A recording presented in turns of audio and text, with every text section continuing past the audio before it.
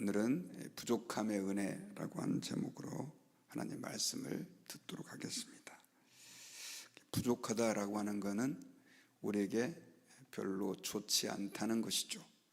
부족하다라고 하는 것은 모자란다는 뜻이고, 또 있어야 할 것이 모자란다, 없다라고 하는 의미가 부족함이라고 하는 그 말에 담겨져 있습니다.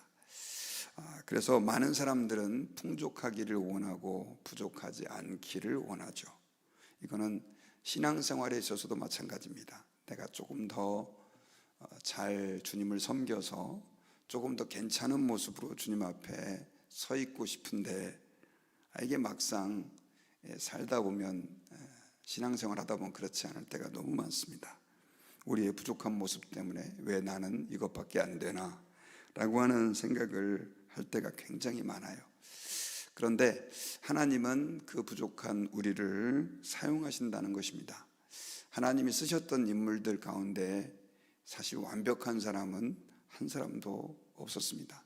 믿음의 조상이라고 하는 아브라함도 이렇게 창세기 12장에 보면 갈대아 우르 땅을 떠나서 아버지의 약속하신 땅으로 가긴 가지만, 너는 너의 본토 친척 아비집을 떠나 내가 내게 지시할 땅으로 가라 그랬는데, 보니까 이 세 가지를 다 지키지를 못하죠. 하란 땅에, 그 갈대아 땅의 그 경계선이라고 하는 하란 땅에 머물면서 본토를 떠나지 못하고, 또 아버지 집을 떠나라고 그랬는데 아버지 데라를 데리고 갑니다. 그리고 친척을 떠나라고 그랬는데 조카로 롯을 데려가죠.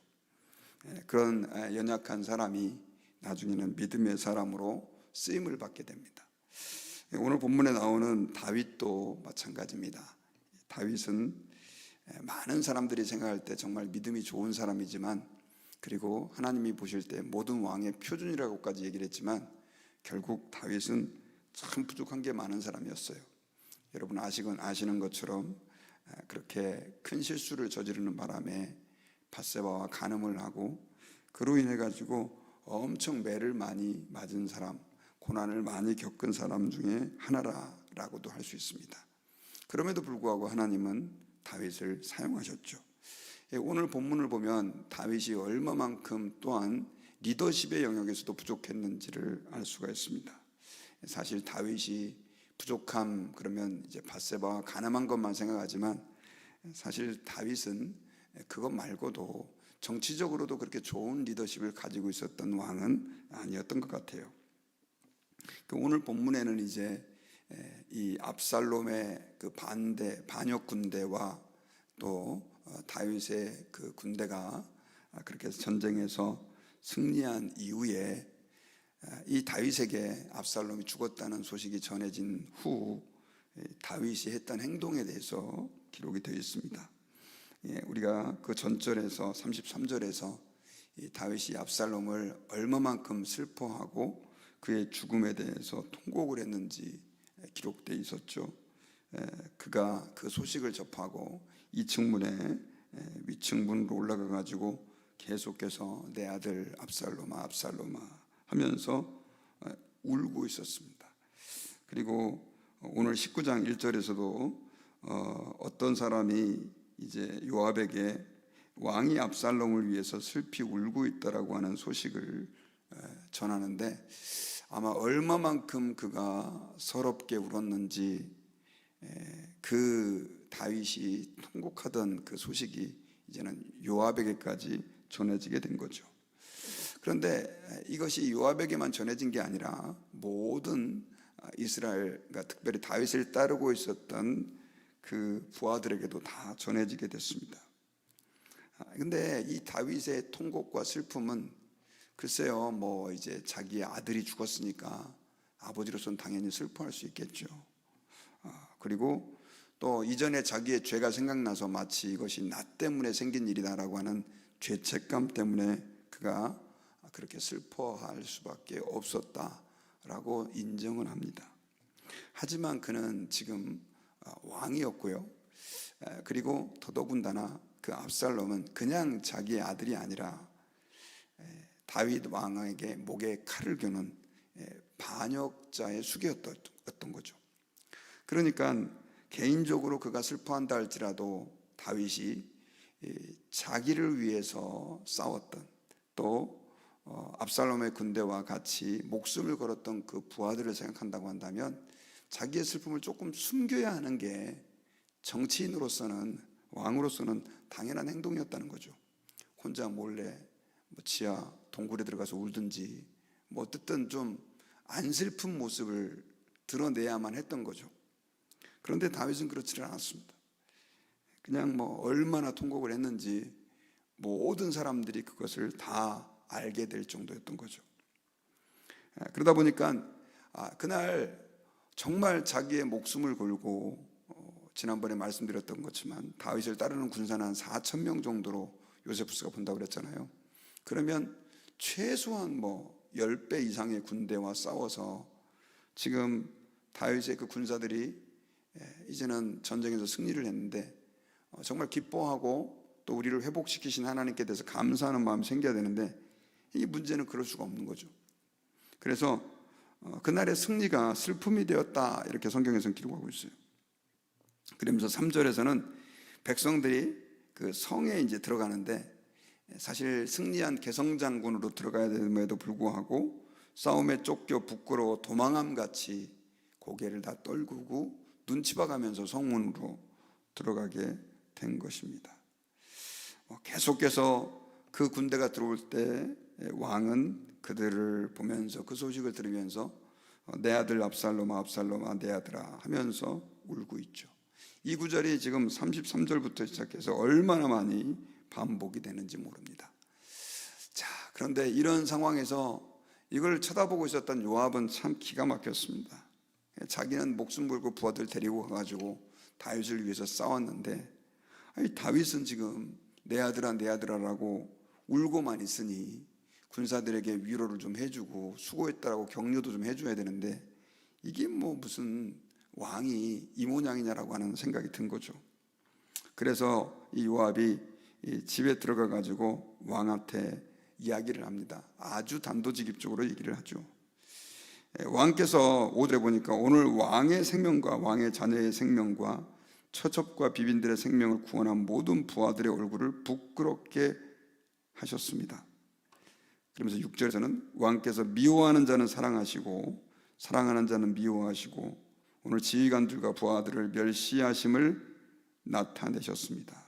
오늘 내가 깨달으니 만약 압살롬이 살고 우리가 죽었더라면 왕이 더 좋아했을 것입니다 라고 하는 아주 돌직구를 날리죠. 요압의 입장에서는 얼마나 답답했으면 이런 얘기를 했겠습니까? 요압은 참으로 기회주의자죠. 그리고 오랜 동안 그렇게 군 생활을 해서 사람의 마음을 헤아리는 데는 좀 부족했던 것 같아요. 그러다 보니까 이 요압이 다윗의 그 슬픔은 이해하지 못하고 조금 위로라도 좀 해주고 그렇게 얘기했으면 좋았을 텐데 이렇게 돌직구를 날린 거죠. 아마 왕이 그 얘기를 듣고 좀 뜨끔했을 겁니다. 그리고 마음에 화도 났을 것이고요. 그러면서 이 요압이 이제는 왕을 위협까지 합니다. 어떻게 위협하냐면요, 빨리 일어나서 부하들의 마음을 좀 위로해 주십시오. 제가 하나님 앞에 맹세하지만 왕이 그렇게 하지 않으면 오늘 밤 한 사람도 왕과 함께 머물러 있지 않을 겁니다. 우리 다 떠날 겁니다. 이렇게 얘기를 하는 거죠. 그러면서 만약에 이렇게 되면 당신은 젊었을 때 고생한 것보다 훨씬 더 큰 고생을 하게 될 겁니다. 이런 이제 경고를 왕에게 날리죠. 사실 왕이 얼마나 마음이 아팠을지 우리는 그 요압의 이야기를 들으며 추정해 볼 수가 있습니다. 그런데 요압의 얘기는 틀린 얘기는 아니거든요. 정치적으로 봤을 때 요압이 그렇게 말할 수밖에 없어요. 그래 결국은 왕이 흘리던 눈물을 닦고 성문에 앉아서 이제 있게 됩니다. 성문에 앉았다는 얘기는 이제 그가 진무를 하게 됐다는 것이죠.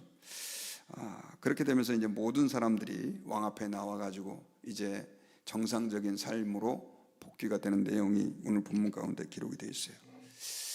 한번 생각해 보세요. 리더다라고 하는 사람은요, 말 그대로 마음대로 울어도 안 되고 마음대로 웃어도 안 되는 자리죠. 왜냐하면 그의 작은 행동 하나가 국가 전체에 엄청난 영향을 끼치고 있기 때문에 그렇습니다. 그래서 특별히 리더십 훈련을 받을 때 리더들은 자기의 감정을 잘 다스릴 줄 알아야 된다라고 하는 그런 이야기를 많이 듣습니다. 제가 언뜻 초창기 때 제가 전도사 때 제가 섬기던 어떤 교회에 이제 목사님이 계셨는데 권사님이 새벽기도를 오다가 돌아가셨어요.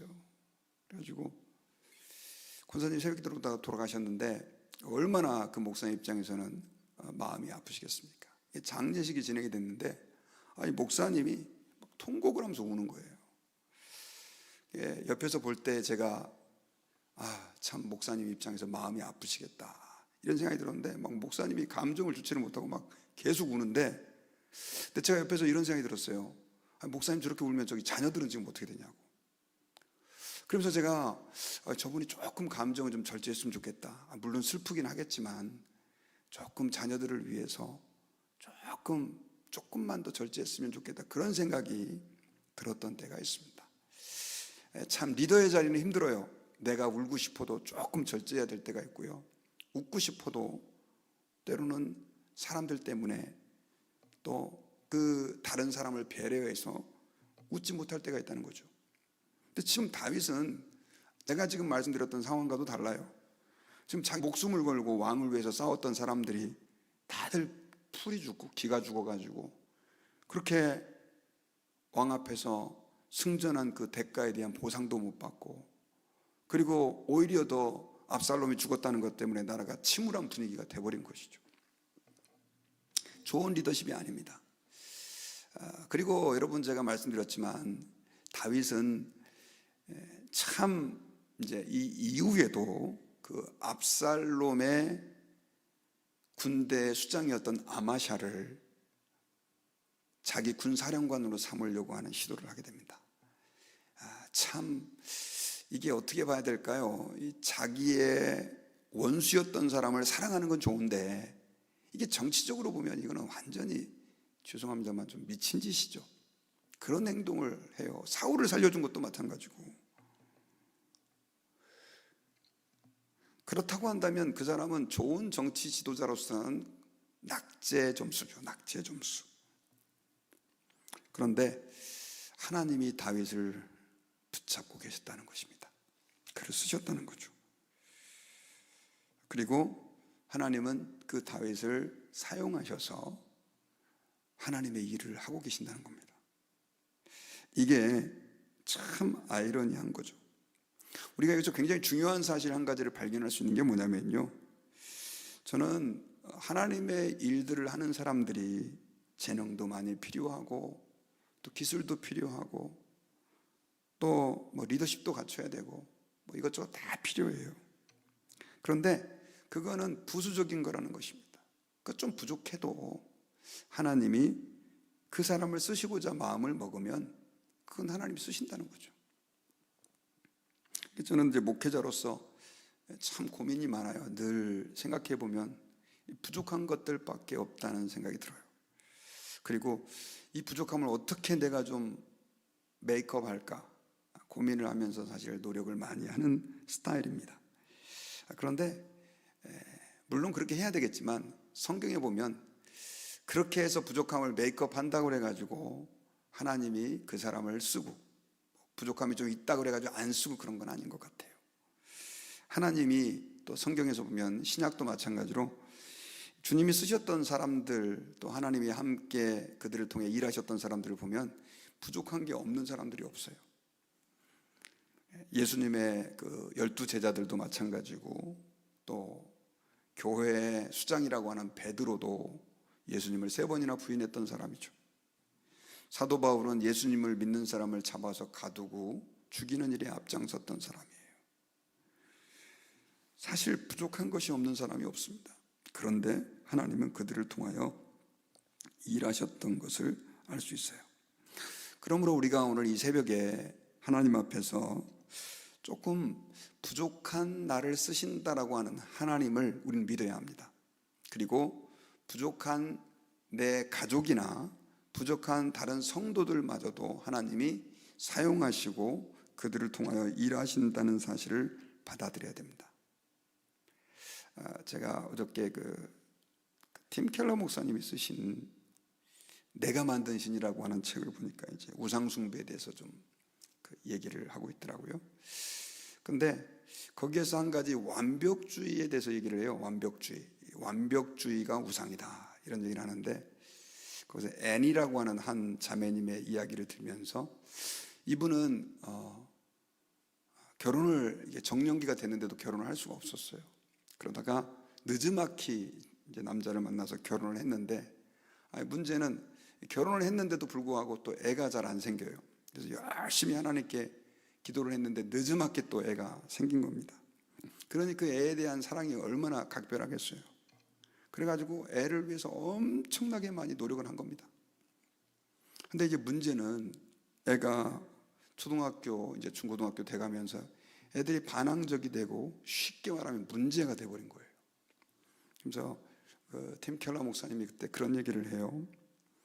그 자녀에 대한 완벽주의적인 기대가 오히려 그 아이를 비뚤어지게 만들었고, 그것이 하나님보다 더 사랑한 우상숭배가 되었다 이런 얘기를 하시는 거예요.